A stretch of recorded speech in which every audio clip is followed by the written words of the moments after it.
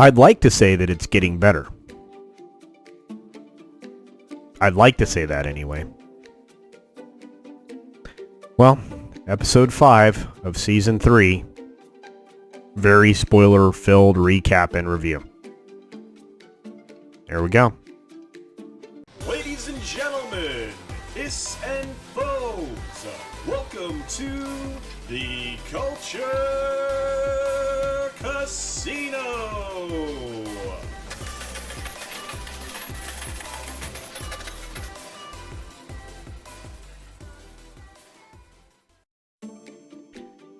Alright, let's get this out of the way.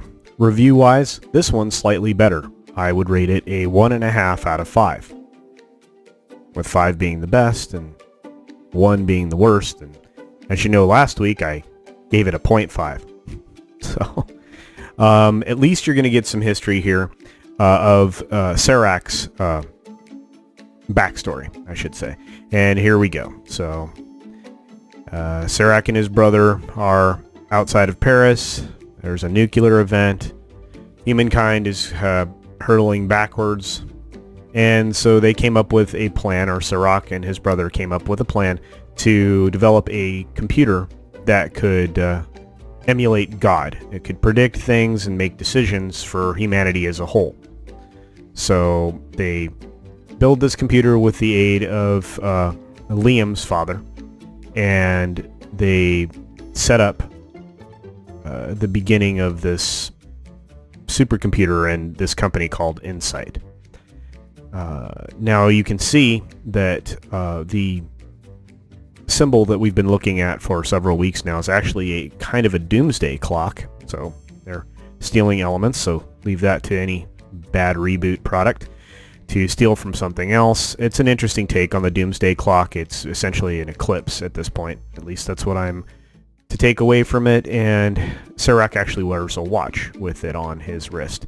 Now, Serac is meeting with the president of some foreign government in the middle of the desert, or a barren region, essentially, in front of his military commanders, talking about some insurgents that are starting to form in his country, and some frustration that this president isn't playing ball or doing what Serac has directed him to do, and threatens him. Essentially with the devaluation of his currency and the replacement of his presidency. So as he goes through, he essentially tells him, look, if you don't play ball, I'm going to replace you with the president. It's going to be this general right here with the mustache. And then Serac walks off towards his plane. Then we get the title credits, and that's great. Again, the red resin. I'm not sure, other than the point of, that's human blood spilled with the white resin. I have no idea otherwise. And then we drill down through the symbol again to access a file. So now we're using this to access the files electronically, and we visit the memories of Serac. First meeting Liam's father, he and his brother building a computer to do all of the things that essentially to emulate a god, and the two brothers realize early on that Liam's father is not someone that can be controlled, and his brother suggests that they kill him right away. Of course they don't. Anyway, they move along, and we get to the current timeline with Serac again. He meets with one of his people who informs him that they have located Dolores in the city, and that she's making her way around that area for obviously several purposes. He also is informed that Maeve has been taken down. We don't really know beyond that yet, but Maeve has been taken down in the previous episode. We revisit the city, whichever city this happens to be, I don't know, and I don't honestly care anymore. And when we catch up with Dolores and Caleb and Liam, since they've successfully kidnapped Liam, they're kind of walking down a dark tunnel in this city, trying to explain to Liam the situation that they're all in is dire, including his. He doesn't realize that it was his money that was used to outbid, attempt to outbid Serac for Delos.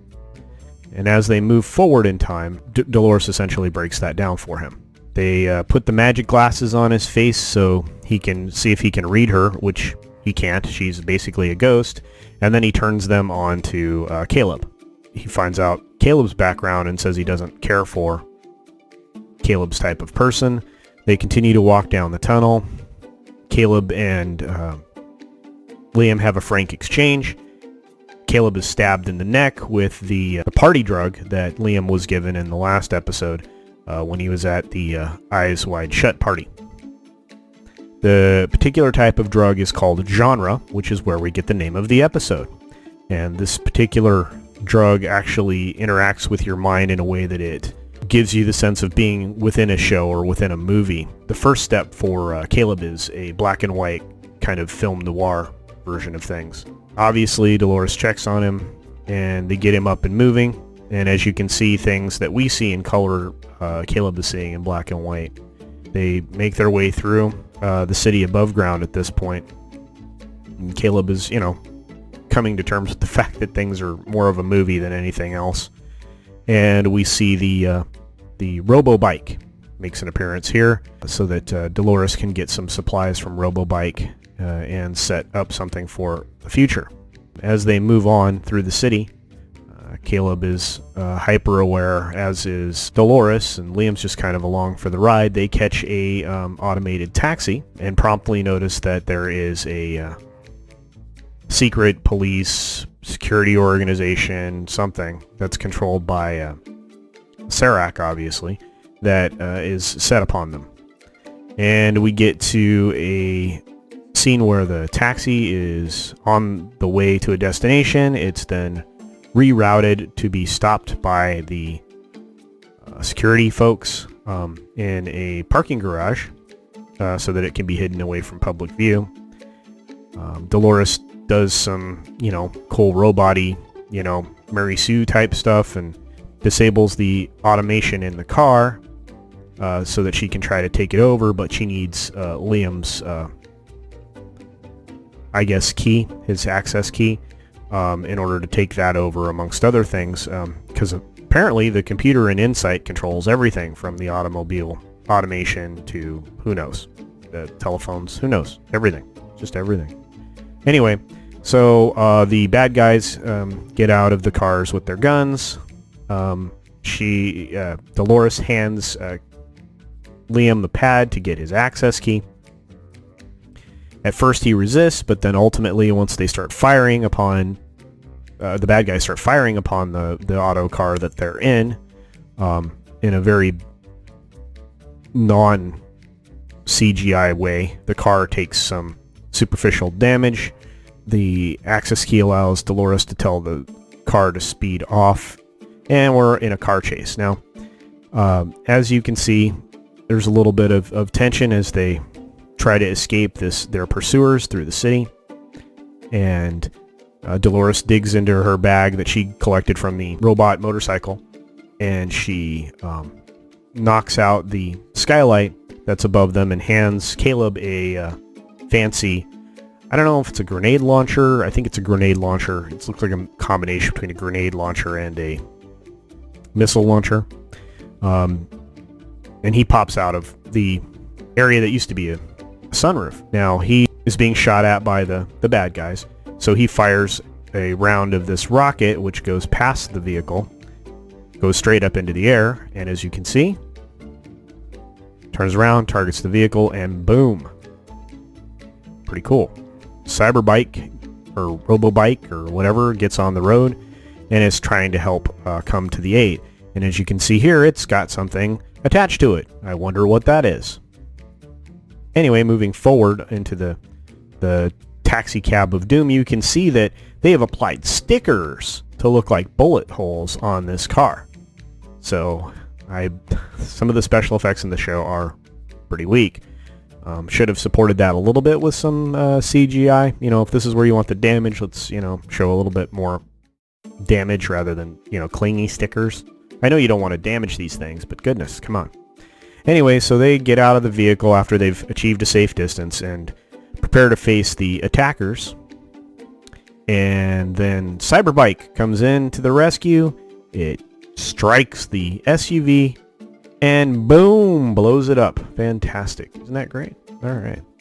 Now, Caleb is starting to change genres, so we start to hear some kind of like romantic music. And, hey, look, he's falling for Dolores, or at least he thinks he is in this drug. The last of the security team shows up in their fancy little vehicle. Caleb is, again, watching in a romantic way. Dolores shooting at the security team. Somewhat comes to his senses, or trying to protect Dolores at this point, I think, raises his firearm and fires at the security team. So that's kind of fun. They get into a firefight with the security team. One of the security team flanks them and is about to start shooting behind the car, and looks like going to kill Liam. And bam, takes one in the skull from, guess who? Well, these guys. A former running back and some kind of a rights activist person. Anyway, at this point, now they're all engaged very quickly in this firefight. They eliminate the thing. They all talk for a moment about the circumstances that they're in. Of course, they're just hanging out on the street. In the background, in a couple of these, you can see like a member of the crew dressed in black, kind of running from point to point to try to stay out of the camera shot. I'm sure they would say that that's like, a pedestrian or something, but as you've seen in this world, there really aren't pedestrians out at night. I'm not sure if that's just the function of this world, but anyway, so there's that, and so they're just having a meeting here with Liam on the ground. The character played by the former running back looks at Caleb and says, I know what drug you're on, and watch out for the last act. So, by the way, his shirt obviously has some CGI elements, because throughout this it's not really as well used as it was in the first episode when we meet his character. But anyway, so we're off.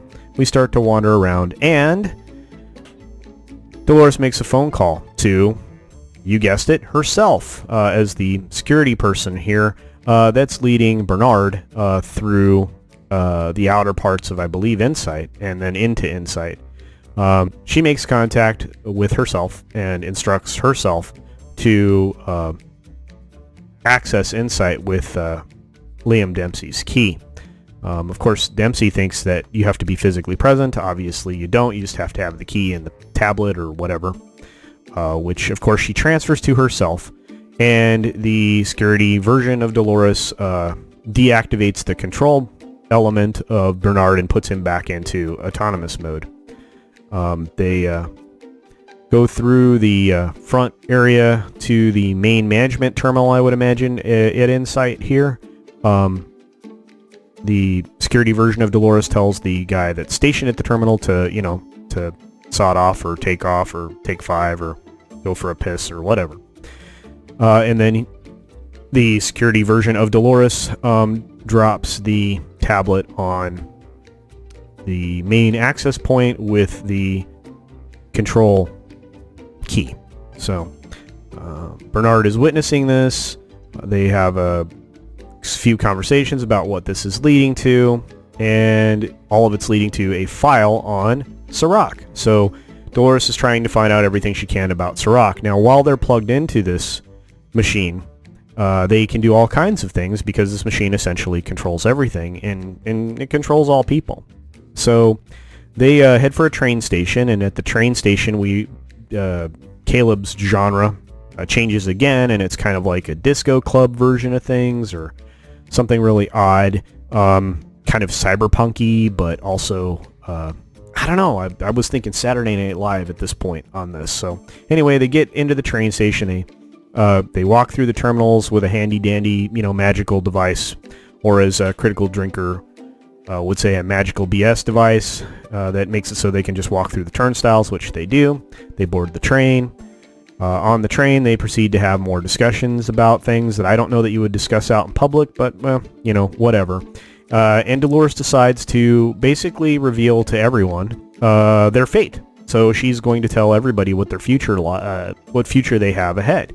And of course, Caleb's just tripping balls at this point, and we go back in time. So in the flashback, It's Serac and his brother again with Liam's dad, and they're looking at giant financial charts of the stock market and just kind of plotting it. And so they show Liam's dad a market projection for 15 minutes into the future, and then they show him the projection for all the way out to the close of the day, and it's several different choices. There's like 4 of them, and they say, okay, well, which choice do you want? In other words, they can pretty much direct where the market's going to close for the day. And so they show him that they have that capability.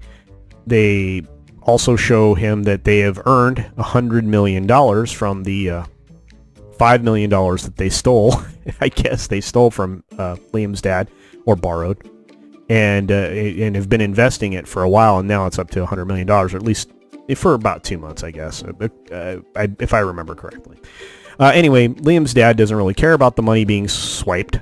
He's pretty happy with the 2,000% growth they were able to achieve with the $5 million that they borrowed.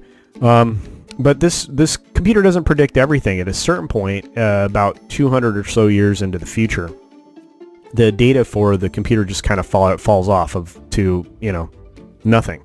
In other words, there's no way to look forward beyond the 200 years because of it seems like no matter what, the data just either becomes corrupted or everything falls to a baseline of nothing, which is bad because this kind of predicts that the future is not great. And of course, again, we have the eclipse now, which I'm pretty sure that's what this is, and where it will end up. Anyway, so Serac is trying to calm his brother down, who clearly is not stable. And then we flash back to Dolores and everybody on the train. And again, on the train, they're having a conversation about everybody's future and everything in the future, and whether or not it's a good idea to let everybody have access to their future. Dolores is dead set on it, so it's going to happen no matter what. So she tells the security version of herself to unleash the Kraken, and they do. And we watch this interactive map that's on the wall in front of Bernard go from a white map to changing regions pretty quickly, as everybody is essentially sent, I'm not sure if it's a text or whatever, their future by this machine. And they're, people are noticeably upset. They're upset about their own mortality. They're upset about early onset Alzheimer's. They're upset about their kids' futures or their family's futures. And this leads to further conversation with Bernard. It's really short. And then we're back to Dolores and everybody. And they walk out of the train station because they've gotten to their destination, out into the real world. And they look around them and everything's starting to fall apart. And Caleb turns to the former running back and says, "What phase of genre is this?" And he says, "This is reality." And so you can see here it's deteriorated pretty quickly. You have people beating each other up, throwing rocks through windows, just general chaos. And then Caleb is nearly killed by 2 armed assailants. Dolores steps in front of Caleb and eliminates them both, but of course she takes a bunch of bullets.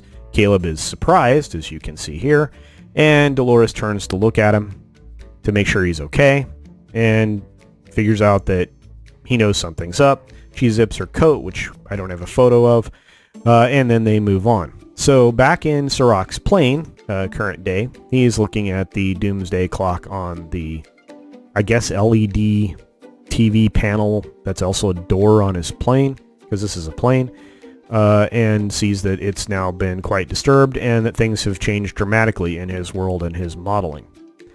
He flashes back even further to find Liam's dad going to what looks like an abandoned military installation with hangars and everything, where he has built a mental hospital of sorts, or some place to help people with issues. And of course, Serac's brother is here being kept and being monitored and taken care of by Serac, or at least an older version of him. Serac meets with Liam's dad in what appears to be a fancy office inside this facility. And these doomsday clocks are everywhere, as you can see. Anyway, so they have a conversation. It gets a little tense. And then we move on or move back to Bernard and I guess the security version of Dolores, who hands Bernard a tablet that shows the re-education center and its location and the inner journey recovery stuff, which I can't really project what this is going to be in the future, but obviously it's important because they spent a little time on it. And as Bernard and the security version of Dolores walk out to start to leave the building, start to leave Insight, Stubb shows up. So he wasn't killed after all. He got getting thrown over the railing there. He shows up in an elevator and confronts security Dolores. They have a quick fight. Bernard also engages. They're able to disarm security Dolores. Bernard's able to take the control device out of the pocket of security Dolores so that he can be back in charge of his own, I guess, control switch. Anyway, and they notice that there is a fancy set of security team that's headed their way. So security Dolores tells them both to leave, and they do. And then security Dolores meets with the team that Serac sent. They go into the office. The holographic projector kicks in, and Serac starts to talk to security Dolores, thinking that security Dolores is actually the person that he hired to control Liam. Finds out pretty quickly that that's not the case because security Dolores has put oh, look at that, another explosive device underneath the desk. Security Dolores continues to engage in conversation with Serac, walks behind the desk, and ba-boom, takes out pretty much the entire security team that Serac sent up there. Which is and they show a really cool effect here of the holographic area exploding. That kind of, the explosion happens inside the plane, not really, but the representation of it does holographically, which is cool. And of course, that disturbs Serac. Outside, we see Bernard and Stubbs, who have noticed that the upper floor of the building has just exploded. They make their way out of the area post haste.